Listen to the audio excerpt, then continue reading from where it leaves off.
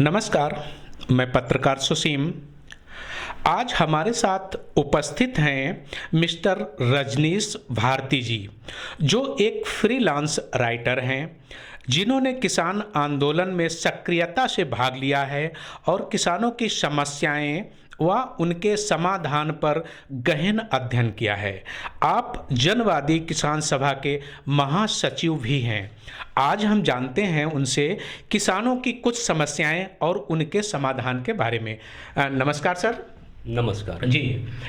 बताएं, देश में कृषि से संबंधित वर्तमान समस्याएं क्या है? जी। सुसीम जी, आपको बहुत बहुत धन्यवाद और बहुत अच्छा सवाल आपने किया है। हमारे देश का किसान सदियों से घाटे की खेती कर रहा है। घाटे की खेती इस तरह से है कि जो हमारे देश में लगभग 60% तादाद में भूमिहीन और गरीब किसान हैं। इनके पास ज़मीन ही नहीं है। ये अधिया बटैया करते हैं या दूसरों के खेतों में भी काम करते हैं मजदूरी के तौर पर। तो इन्हें जो है इनकी मेहनत का पूरा वाजिब जो दाम होता है वो नहीं मिल पाता है। दूसरी बात ये है कि ये जो किसान हैं, जिनके पास जो मध्यम किसान हैं या धनी किसान हैं, तो इनको भी इनके उपज का वाजिब रेट नहीं मिल पाता है। और ये जो मुख्य समस्या है हमारे देश की, तो इसके लिए हमें करना क्या पड़ेगा? हाँ, एक और समस्या है कि कृषि उपज को करने के लिए, यानी खेती में पैदावार बढ़ाने के लिए जो खाद बीज कीटनाशक कृषि उपकरण वगैरह है, इसकी सही उपलब्धता नहीं है, सही रेट में इनको मिलता नहीं है। ये 3 समस्या हो गई। एक तो भूमिहीन किसानों के पास ज़मीन नहीं है, उनको ज़मीन चाहिए। दूसरा जो है कृषि उपज का लाभकारी मूल्य नहीं मिलता, उन्हें लाभकारी मूल्य चाहिए। और तीसरी जो चीज़ है कि खाद बीज कीटनाशक कृषि उपकरण वगैरह इन्हें सस्ते में सुलभ होना चाहिए, लेकिन इन्हें सस्ते में नहीं बल्कि बहुत ही महंगे दाम पर इनको उपलब्ध होता है। तो ये समस्या है किसानों की हमारे। अच्छा, इन समस्याओं का समाधान क्या है? अच्छा आपने प्रश्न किया। समाधान की बात अगर हम करें तो किसानों की जो ये तीनों समस्याएं हैं, 3 समस्याओं के विरुद्ध, 3 समस्याओं के लिए 3 दुश्मन भी हैं। ये 3 दुश्मनों की वजह से समस्या हुई है।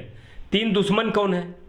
आप ग्रामीण इलाकों में देखिए तो बहुत सारे ऐसे मठाधीश हैं, सामंत हैं, जिनके पास हजारों हजार एकड़ ज़मीन आज भी पड़ी हुई है। हालांकि जमींदारी विनाश कानून लागू किया गया है, लेकिन इस तरह से वो लागू किया गया है कि इनके पास आज भी बहुत सारी ज़मीनें हैं और उन ज़मीनों पर वो खेती नहीं करते, वो कदम नहीं रखते। खेती तो भूमिहीन और गरीब किसान ही करता है, लेकिन मालिक वो नहीं होता है। तो जो मालिक वर्ग है वो इस समस्या को क्रिएट कर रहा है, उसके खिलाफ किसानों को संघर्ष करना चाहिए। और दूसरी जो समस्या है हमारे बाजार से रिलेटेड है, हमारे कृषि उपज का जो लाभकारी मूल्य नहीं मिल पाता है। इसके पीछे वजह यह है कि हमारा जो बाजार है इस पे ऐसे पूंजीपतियों का कब्जा है जो विदेशी पूंजीपतियों की दलाली करते हैं। ये बड़े बड़े पूंजीपति हैं जो विदेशी पूंजी की दलाली करते हैं, और इन दलालों की जो पूंजी है ये खुद तो मुनाफा कमाते हैं, विदेशी पूंजी को भी मुनाफा कमाने में सहयोग करते हैं, जिसकी वजह से ये चीज़ें महंगी होती, मतलब कृषि उपज का लाभकारी मूल्य हमारे बाज़ार में नहीं मिल पाता है। और तीसरी जो चीज़ है कि खाद बीज कीटनाशक कृषि उपकरण क्यों सस्ते में नहीं मिल पाते हैं, महंगे में मिलते हैं। यह जो समस्या है इसका जो कारण है वो विदेशी पूंजी है। जो विदेशी आवारा पूंजी है, वित्तीय पूंजी है, उसका दखल हमारे देश के भीतर बहुत ज़्यादा है। कर्ज और अनुदान के रूप में हमारे देश में इतनी बड़ी पूंजी है विदेशी पूंजी। वो जो ब्रिटिश साम्राज्य था उस दौर की पूंजी भी आज भी मौजूद है, उनके कल कारखानों में उनका हिस्सा आज भी मौजूद है। ये जो सारी विदेशी पूंजी अमेरिका के नेतृत्व में आज हमारे देश में बनी हुई है, इस विदेशी पूंजी की वजह से, विदेशी तकनीकों की वजह से हमारे देश में कृषि उपकरण, खाद बीज, बिजली, सिंचाई और खरपतवार नाशक, कीटनाशक, ये सब चीज़ें महंगी हैं। तो हमें इन विदेशी पूंजी के विरुद्ध भी लड़ना पड़ेगा। तो ये 3 तरह के दुश्मन हैं। इन 3 तरह के दुश्मनों का जब तक आप सफाया नहीं करेंगे तब तक आप जो है कृषि समस्या का कोई समाधान नहीं कर सकते हैं। हाँ। अच्छा, कृषि नीति से संबंधित सरकारों की क्या रणनीति है? देखिए, सरकार की जो रणनीति है, सरकार तो कारपोरेट परस्त है। वो बड़े बड़े देशी विदेशी जो पूंजीपति हैं उन्हीं के पक्ष में कानून बनाती है। अभी हम लोग जो है करीब 1 साल तक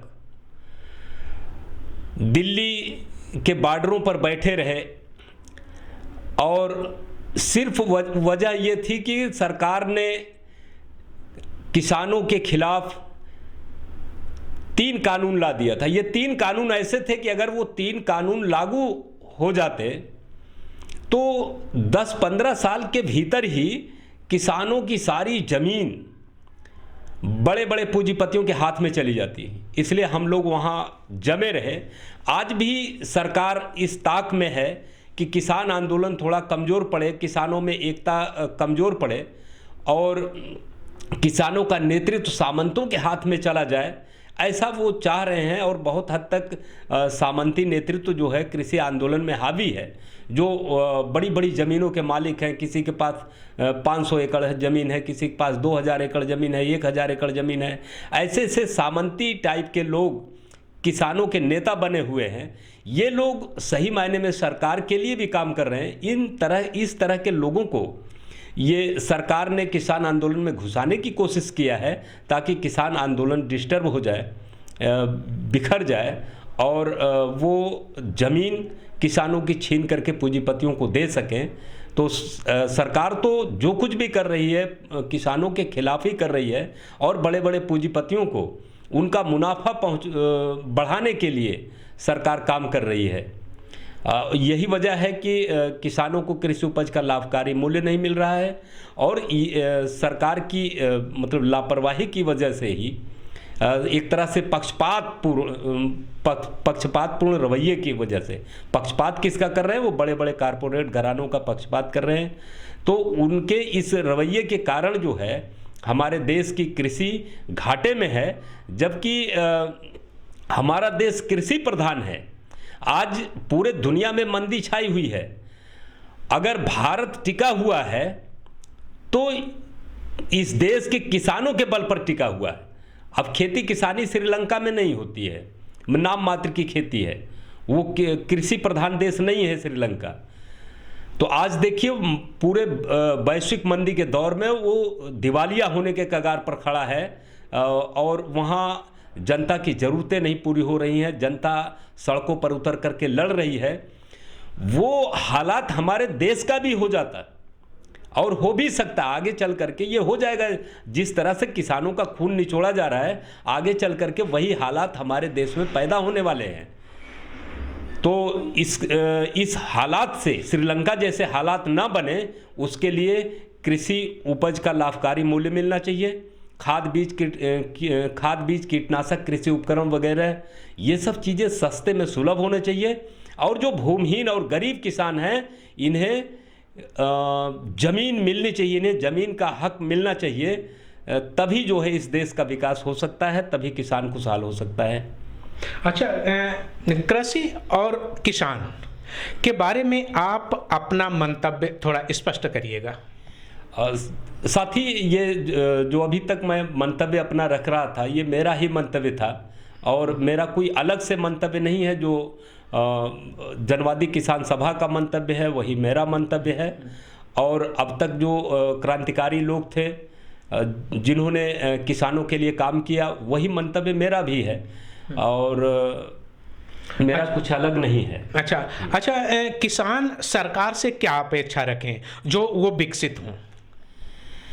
देखिए, किसान जो है सरकार से तो अपेक्षा करते हैं, वो खाद बीज, बिजली, सिंचाई, कीटनाशक, कृषि उपकरण सब सस्ते में चाहते हैं, जमीन चाहते हैं, सब वो अपेक्षा रखते हैं। लेकिन सरकार जो है उनके फेवर में नहीं है, उनके पक्ष में नहीं। ये बड़े बड़े पूंजीपतियों ने अपने माफिक की सरकार बनवाई है और ये बनवाते रहते हैं हमेशा। पूंजीपति वर्ग जो है अपने माफिक की सरकार बनवा करके अपना काम करवाता रहता है। तो ऐसे में किसान जो है बहुत हताश और निराश है। किसान इस सरकार से कोई उम्मीद नहीं कर पा रहा है कि सरकार हमारे लिए काम क्या कर सकती है। बस अभी इस समय तो किसान बस यही सोच रहा है कि किसी तरीके से हमारा जीवन यापन हो सके, हम 2 जून की रोटी खा सकें, सरकार हमारे खिलाफ महंगाई न बढ़ाए, बेरोजगारी न बढ़ाए, भ्रष्टाचार न करे। तो अभी तो किसान यही सारी उम्मीदें कर रहा है सरकार से। जो वर्तमान स्थितियां हैं, जो वर्तमान सरकार की नीति है, उस नीति के अंतर्गत किसान की भावी स्थिति क्या होगी? देखिए, जो मौजूदा सरकार की नीतियां हैं, इससे किसान लगातार बर्बादी की ओर जा रहा है और बर्बादी की ओर जा रहा है और साथ ही साथ जो जो हमले हो रहे हैं किसानों के ऊपर, तो त्यों-त्यों किसान जागरूक भी हो रहा है। अब आप देखिए, दिल्ली किसान आंदोलन में किसानों ने जो है सरकार से बहुत उम्मीद नहीं रखा, सरकार से यही कहा कि तुम कानून वापस ले लो। लेकिन सिर्फ सरकार को ही जो है वो टारगेट नहीं किया। किसान जो है, जो इसके पहले केवल सरकार को टारगेट करता था, वही किसान वो भाजपा के साथ साथ आरएसएस को टारगेट कर रहा था, आरएसएस की आलोचना कर रहा था। वही किसान विदेशी पूंजीपति को भी कोस रहा था, उसको टारगेट करके बता रहा था कि तुम लोग जो है हमारे ऊपर हमले कर रहे हो। और टाटा, बिड़ला, अंबानी, अडानी तक को जो है घेर लिया था। उनके जो शॉपिंग मॉल थे, उनके जो पेट्रोल पंप थे, उसको बंद कराने का काम किया। उनके सिम वगैरह जो है उसका, जो सिम कार्ड वगैरह था उसका बहिष्कार किया, यानी उनके मोबाइल फ़ोन का बहिष्कार किया। इन सब चीज़ों का बहिष्कार करते हुए किसान जो है डायरेक्ट जो है सरकार की बजाय डायरेक्ट जो है पूंजीपति वर्ग से, देसी विदेशी जो बड़े बड़े कारपोरेट घराने हैं, इनसे लड़ रहा था। ये किसान की जो है चेतना के विकसित होने का जो है एक बड़ा प्रमाण है। वेरी गुड, धन्यवाद। आपने जाना कि किसानों की क्या समस्याएं हैं, उनका समाधान क्या है। चूँकि आप किसानों के बीच रहते हैं, किसानों की समस्याओं को जज करते हैं, बहुत अच्छा बताया आपने। बहुत बहुत शुक्रिया आपका, धन्यवाद।